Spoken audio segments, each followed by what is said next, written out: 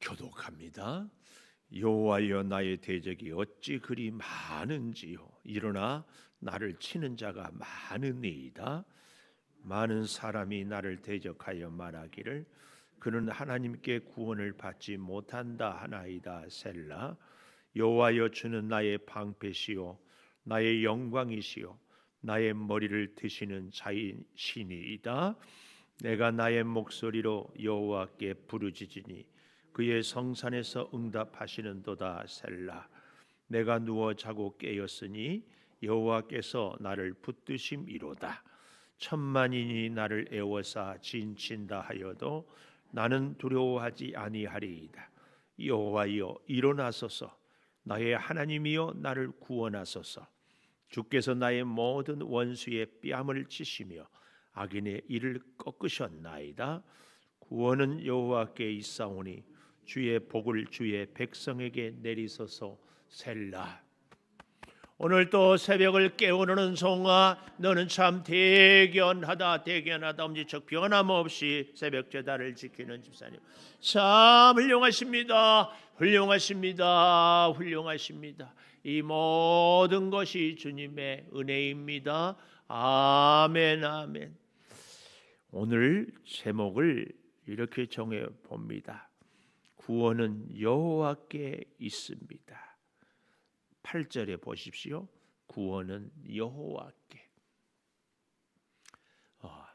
우리가 세상을 살아갈 때에 참 힘들다고 생각하는 것은 내가 좀 더 가졌으면, 내가 좀 더 능력이 있었으면, 내가 좀 더 젊었으면, 내가 좀 더 잘 배웠으면, 하나님의 일도 잘하고, 그리고 좋은 일도 좀 하고, 말씀대로 살 수 있었을 텐데, 이런 생각이 늘 있습니다. 근데요, 하나님은 우리가 많이 배우지 못했어도, 가지지 못했어도 전혀 상관이 없다. 우리 하나님은요, 오히려 백향목이 아니라 조각목으로, 오히려 탁월한 사람이 아니라 평범한 사람으로, 양을 치는 목동의 다윗 쓰시는 거지요. 소를 모는 엘리사를 쓰시는 거예요. 살인자여 도망자였던 모세를 쓰시는 거예요. 자, 그래서요, 구원은 여호와께 있다. 이 말씀을 다윗 임금님이 왜 이렇게 하는가? 오늘 제목에 보니까 다윗이 그의 아들 압살롬을 피할 때에 지은 시라, 이렇게 기록이 되어 있어요.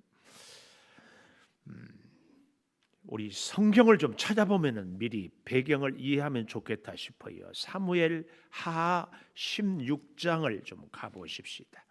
사무엘 하 16장에 가보면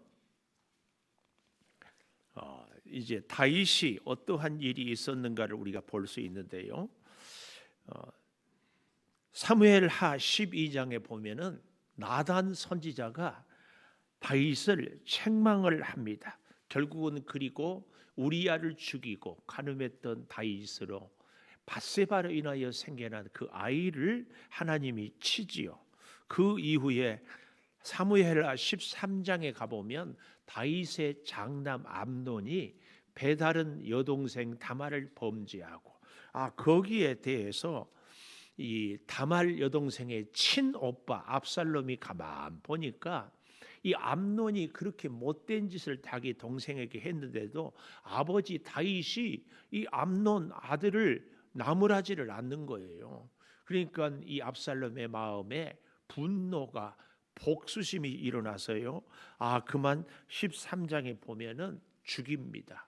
그 일로 인하여서 압살롬은 도망을 가는데, 이 요압이라는 장군을 통하여서 다윗 임금께 요청을 해가지고 압살롬을 다시 예루살렘에 돌아오게 합니다. 은혜를 베푼 거죠. 그랬으면은 압살롬이 누구보다도 다윗 임금님에게 충성을 해야 되는데, 그 참 우리 그런 말이 있죠. 집어릇 개 못 준다고.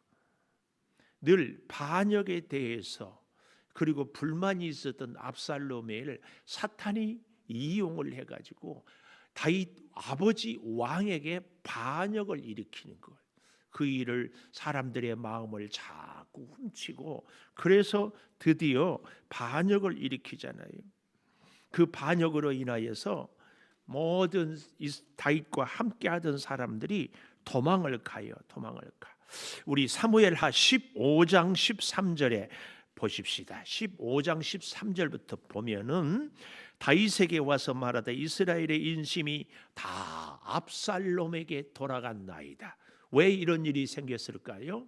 바로 12장부터 있었던 다윗이 충성스러운 신하 우리아를 죽이고 밧세바와 범죄했다는 것을 나단 선지자를 통하여서 다 백일하에 드러났거든요. 사실은 우리가 살면서 억울한 누명 쓸 때 막 견디기 어렵지만 누명 쓰는 것은 괜찮아요. 왜요? 내가 그런 일이 없기 때문에. 근데 진짜 견디기 어려운 것은 내가 그런 죄를, 그런 실수를 범했는데 그것이 다 들통이 났어요. 그럴 때 정말 견디기 어렵죠. 다윗이 바로 지금 그런 형편이었어요. 나단 선지자 앞에서 자기가 다 이렇게, 그로 인하여서 압살롬이 반역을 일으키는데 그 압살롬의 편을 든 사람이 누구예요? 지금까지 다윗 곁에서 다윗에게 충성을 했던 신하들. 누구예요? 다윗과 함께 했던 친척들, 아주 가까운 사람들이 반역자 압살롬과 함께 하는 거예요. 이럴 때 우리가 참 힘들지요. 원래부터 원수였고 내가 믿지 않았고 나를 도와주지 않은 사람이 우리를 반역하고 우리를 아프게 하면 괜찮아요. 그러는지 아니에요. 근데 믿었고 함께했고 기대했고 사랑했던 사람이 갑자기 배신할 때 참 어려워. 그것도 내가 억울한 누명을 쓰면 하나님 앞에서 내가 그래도 부끄럽지 않으니까 괜찮은데, 나의 죄 때문에, 내 실수 때문에 내가 지금 반역을 당한다. 이건 정말 견디기 어렵습니다. 견디기 어려워요. 그래서요, 다 이게 다윗을 그래도 따르는 사람들과 함께 다윗이 도망을 가는데, 그때 당시에 우리가 잘 아는 유명한 제사장 사독 제사장, 그 사독의 후예들이 사두개인들이죠. 이 대대로 복을 받아요. 이때 사독 제사장이 다윗을 참 끝까지 충성하고 돕고, 그래서 참 우리 역사를 보면 반역하고 배신하는 집안 그 후손이 잘 되는 경우는 없거든요. 어쨌든 15장 24절부터 좀 보십시오. 보라, 사독과 그와 함께한 모든 레위 사람도 하나님의 언약궤를 메어다가 하나님의 궤를 내려놓고 아비아달도 올라와서 모든 백성이 성에서 나오기를 기다리는도다. 왕이 사독에게 이르되 보라, 하나님의 궤를 성읍으로 도로 메어가라. 만일 내가 여호와 앞에서 은혜를 입으면 도로 나를 인도하사 내가 내게 그 궤와 그 계신 데를 보이시리라. 그러나 그가 이와 같이 말씀하시기를 내가 너를 기뻐하지 아니하신다 하면 종이 여기사오니 선이 여기시는 대로 내게 행하시옵소서 하리라. 왕이 또 제사장 사독에게 이르되 네가 성견자가 아니냐? 너는 너희 두 아들 내 아들 아히마스 아비아달의 아들 요나단을 데리고 평안히 성읍으로 돌아가라. 이게 무슨 얘기냐면은 반란이 일어날 때 옛날로 말하면 왕의 옥새를 누가 갖고 있느냐가 정통성을 인정받거든요. 이 정통성. 그러니까 지금 이 이스라엘에 있어 정통성은 어디에 있어요? 하나님의 법궤를 누가 갖고 있느냐. 백성들은 다윗도 또 압살롬도 아니 누구 편이 옳은지 하나님이 누구 편을 드는지 알 수가 없잖아요. 그럴 때에 중요한 근거가 뭐예요? 하나님의 법궤가 어디에 있느냐. 이게 중요하거든요. 이게 중요해요. 이게 바로 정의이고 정당성이기 때문에. 그런데 다윗의 충성스럽고 다윗을 사랑했던 제사장 사독이 이 법궤를 메어 가지고 왔어요. 다윗에게로. 그럴 때 다윗이 했던 얘기입니다. 가지고 도로 올라가라. 하나님이 나를 용납하시고 사랑하면 다시 법궤에 있는 대로 내가 갈 것이고, 하나님이 허락치 않으면 나는 여기서 끝나겠다. 법궤를 나 있는 대로 가져오지 말고 원래 있었던 그곳에. 이게 굉장히 중요합니다.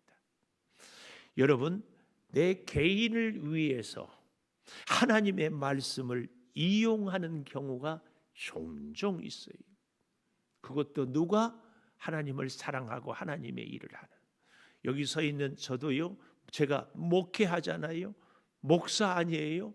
그런데도요, 가끔 보면 하나님의 일을 하는 것이 아니라 내 욕심을 채우는데 그것을 그럴싸하게 포장을 해요. 하나님을 위하는 것처럼. 우리가 하나님의 교회에서 하나님의 일을 하는데도 내 주장, 내 입장, 내 생각을 얘기하는데 하나님의 뜻인 것처럼, 이게 우리가 정말 조심해야 됩니다. 사실은요, 다윗이 충성스러운 신하 우리야를 죽인 살인죄, 밧세바의 간음죄, 못된 짓은 다 했잖아요. 그리고 그가 회개했다고 다시 그가 왕의 자리에 있는 것, 우리로서는 이해가 안 돼요. 잘못했으면, 그리고 입으로 고백했으면 왕의 자리에서 내려앉아야죠. 그렇지 않나요? 그런데 그 자리를 여전히 지키고 있어요. 자, 어쨌든 조금 더 우리 본문을 보고요. 그래서요, 그에게 또 왔던 유명한 그의 친구 후세라는, 참 우리로 말하면 모략가라고 할까요? 그 모략가와 함께 또 유명한 사람이 있었는데 아히도벨이라고. 15장 30절, 다윗이 감난산 길로 올라갈 때에 머리를 그가 가리우고, 머리를 풀어서 얼굴을 가리웠다 그 말이. 맨발로 울며 가고 그와 함께 모든 가는 백성들도 각각 자기의 머리를 가리고 울며 올라가니라. 그때 어떤 사람이 다윗에게 알리되 압살롬과 함께 모반한 자들 가운데 아히도벨이 있나이다. 이 아히도벨은 얼마나 그의 머리가, 그의 모략이 좋고 훌륭한지, 그가 꾸며내는 것은 다 하나님이 하는 것 같은 그런 사람이었습니다. 그래서 여기서도 다윗은 이렇게 합니다. 31절 하반절에 다윗이 이르되 여호와여 원하옵건대 아히도벨의 모략을 어리석게 하옵소서. 아히도벨에 대하여서 자기가 분노하고 누구 밀정을 보내서 아히도벨을 처단해라 그러지 않고 하나님께 기도하고 맡기는 이 다윗의 자세 말입니다. 다윗의 자세.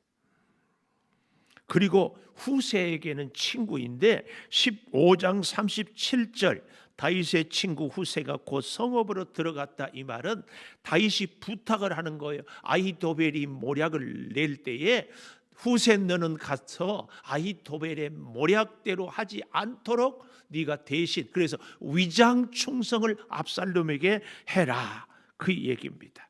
그리고 16장 5절 이하에 보면은 시므이란 사람이 다윗을 얼마나 저주하는지. 시므이는 사실 베냐민 집파 사울 왕의 측근이었거든요. 그러니까 당연히 다윗을 미워했지요. 그가 하는 저주가 7절에 보십시오. 16장 7절, 시므이가 저주 가운데 이와 같이 말하는, 피를 흘린 자여 사악한 자여 가거라 가거라.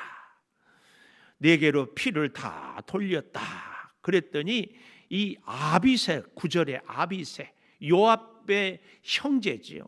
아비새가 이 죽은 개를 내가 가서 베게 하소서 그랬더니 다윗이 뭐라고 합니까? 11절 보십시오. 내 몸에서 난 아들도 내 생명을 헤아려 하거든 하물며 베냐민 사람이라 가만두어라. 12절, 혹시 여호와께서 나의 원통함을 감찰하시리니, 하나님 중심, 하나님 감찰하시리니 오늘 그 저주 때문에 여호와께서 선으로 내게 갚아주실지, 하나님이 그 저주하는 것을 보고 나를 불쌍히 여겨줄지 계속 저주해도 내버려 두고 있는 거죠. 자, 그럴 때에 15절 이하에 보면은 이제 아렉 사람 후세가 16절에 나가서 쭉 얘기를 하고 17장에 가보면은 지금 당장에 가서 저들을 쳐서 죽이겠습니다. 이렇게 얘기할 때 후세가 그렇지 않습니다. 다윗은 정말 용맹스러운 사람이기 때문에 다 준비해서 전면전을 펼칩시다 하고 아히도벨의 기습전을 멀어지게 하는 거죠. 이 놀라운 역사. 그래서 17장 14절에 보십시오. 압살롬과 온 이스라엘 사람들이 아렉 사람의 후세의 계략은 아히도벨의 계략보다 낫대 하니 이는 여호와께서 압살롬에게 화를 내리려 하사 여호와께서 아히도벨의 좋은 계략은 물리치라고 명령하셨음이더라.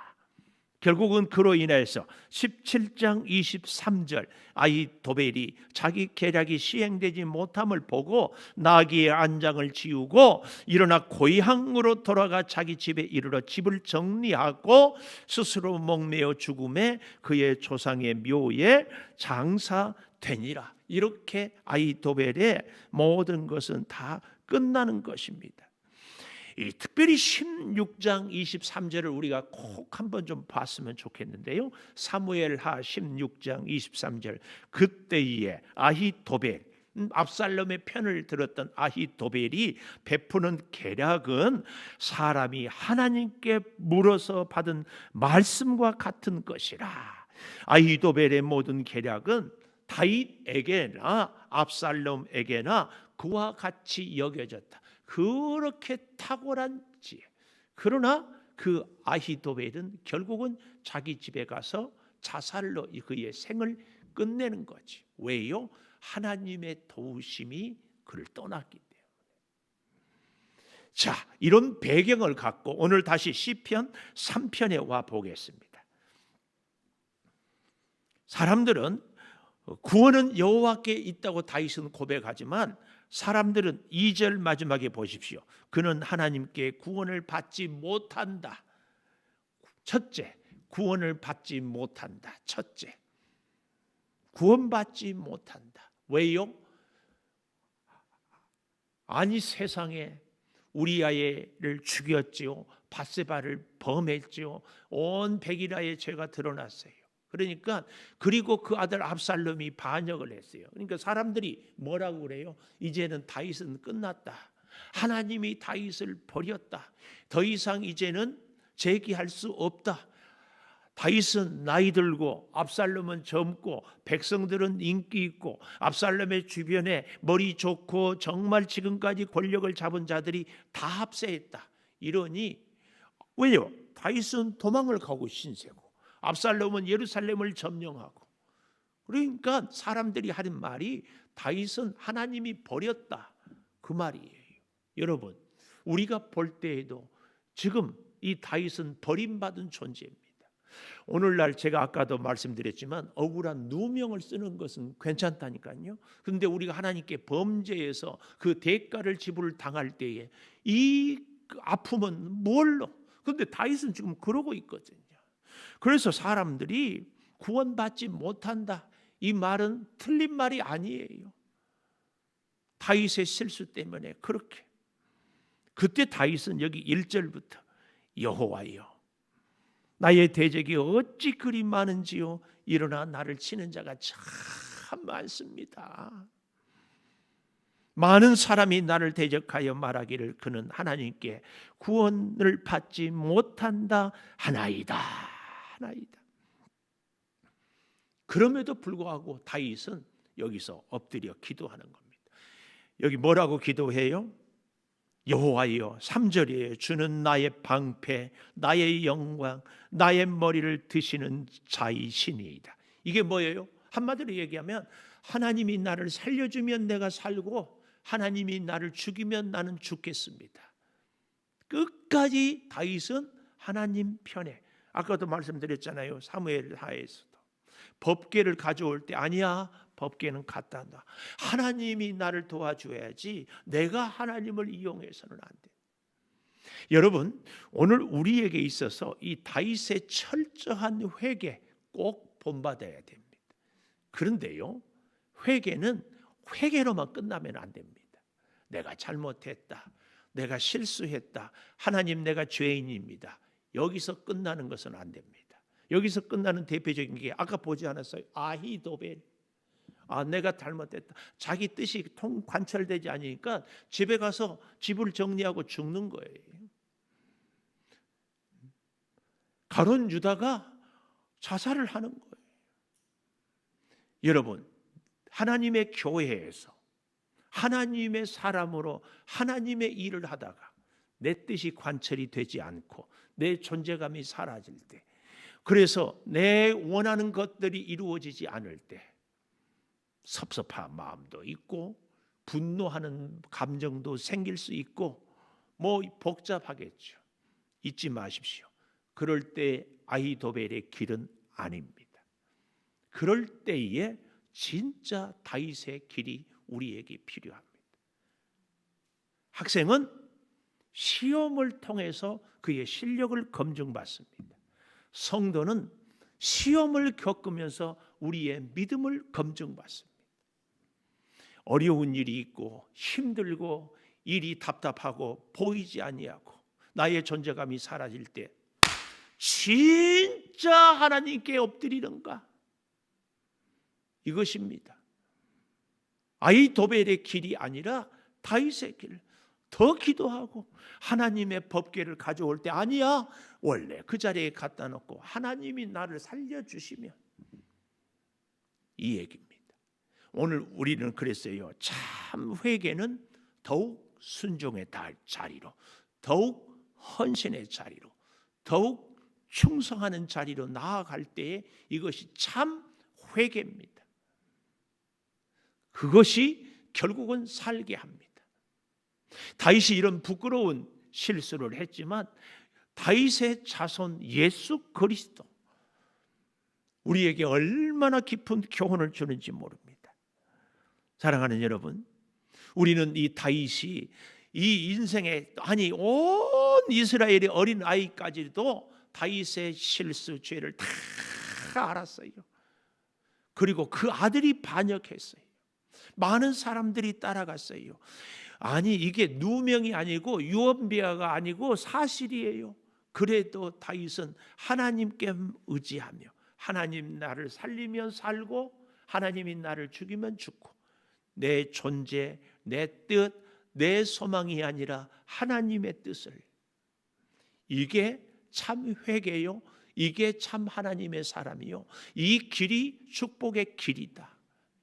어려울수록, 일이 안 풀릴수록, 내 뜻과 생각이 제대로 되어지지 않을수록 우리는 더 다윗의 일생에 지금 압살롬의 반역대인처럼 머리를 풀고 얼굴을 가리우고 맨발로 도망가고 인생의 가장 큰 위기 때, 그런 어려운 순간에 하나님 뜻, 하나님의 법궤, 하나님의 사람.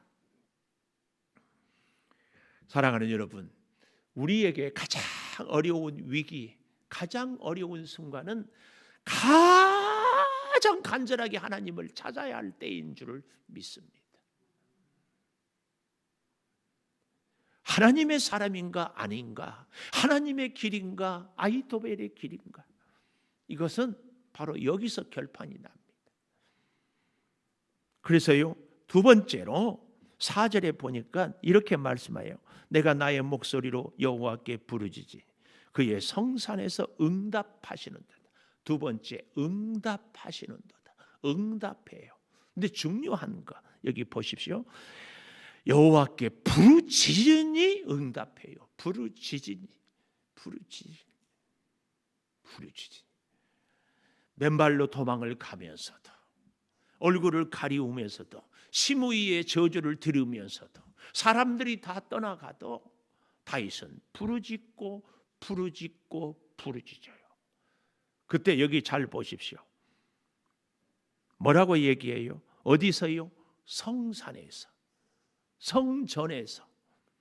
여러분, 우리가요 정말 잊지 말아야 돼요. 우리 일생을 돌아보면 하나님의 기도의 응답이 어디서 가장 많이 있었어요? 하나님의 성전에서. 아주 단순해요. 여러분, 길에서 우리 기도 응답 많이 받았습니까? 동네에서 받았습니까? 우리 집에서입니까? 우리 들에서 산에서입니까? 아니에요. 잘 기억해 보십시오. 주의 성전에 나와서 부르짖고, 주의 성전에서 눈물로 호소하고, 주의 성전에서 주의 은혜를 사모하고, 주의 성전에서 주님을 배웁기를 간구할 때, 오늘 이 다윗은 내가 목소리를 여호와께 내 목소리로 부르짖으니 그의 성산, 내 성산이 아니라 그의 성전, 하나님의 성전. 그러니까 우리가 하나님 앞에 나오는 것이 정말 중요합니다. 이 코로나 시대에 우리가 하나님의 전에 나오기는 참 어렵지만, 그래도 꼭 우리가 가정에서 영상으로 드리는 분들도 사모하는 마음, 하나님의 성전, 하나님 앞에 나오는 것. 우리가 이게 어제 저녁에 시편 2편을 같이 묵상해야 돼요. 그 입술을 마친다. 정말 친밀한 하나님과의 관계 속에서 드려지는 이 예배, 그 어떤 것보다 우선되는 이 예배, 이겁니다. 이거 그의 성산 잊지 마십시오. 우리가 있어야 할 자리, 우리가 사모할 자리, 우리가 하나님 앞에 나오는 것. 내 몸이 와 있고 이게 아니고 정말 친밀한. 그럴 때에 놀라운 것 보십시오. 5절에 내가 누워 자고 깨었으니 여호와께서 나를 붙드심이로다. 이게 뭐예요?